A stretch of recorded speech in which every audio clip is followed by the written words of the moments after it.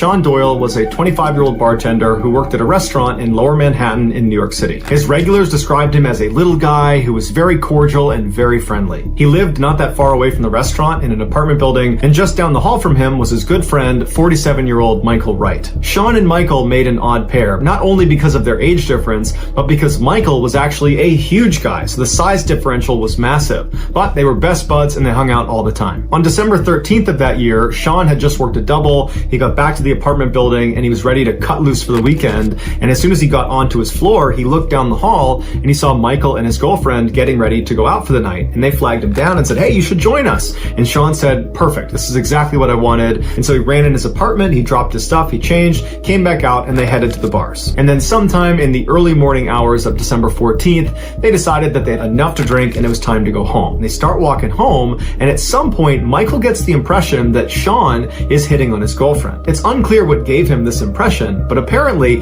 he really believed it, because as soon as he saw it, he launched an attack on Sean and started just beating him up in the middle of the street. Witnesses who lived in the apartments that were overlooking the street would later say they heard a scuffle outside and they looked out the window and they saw a big guy wailing on a little guy. Then, with the whole neighborhood watching, Michael picked up Sean and shoved him. And Sean flew backwards and he ran into this plastic chimney that was over this manhole. It was there to let steam escape and also to make sure nobody went in the manhole. But when Sean rammed into it, it toppled over, exposing the manhole, and Sean fell 18 feet to the bottom of it. As soon as he landed, witnesses would say they heard a blood-curdling scream. It would turn out the hole he had fallen into was filled with boiling water and scalding steam because of a nearby steam main leak. When police and paramedics arrived, they heard Sean screaming from the hole, and so they ran over and they get to the edge of the hole and they try to look down to get a look at Sean, but they're hit with the steam and it's so hot. And so, knowing they could not help him, police, paramedics, and other onlookers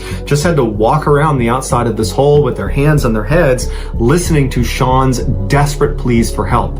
And finally, after 10 minutes of agony, it went quiet. Judy Melinek, the famous New York medical examiner who did Sean's autopsy, wrote in her book, Working Stiff, that Sean's death was the worst one she'd ever seen in her entire career. His fight with Michael and his fall into the hole did not contribute to his death. His actual cause of death was being steamed alive.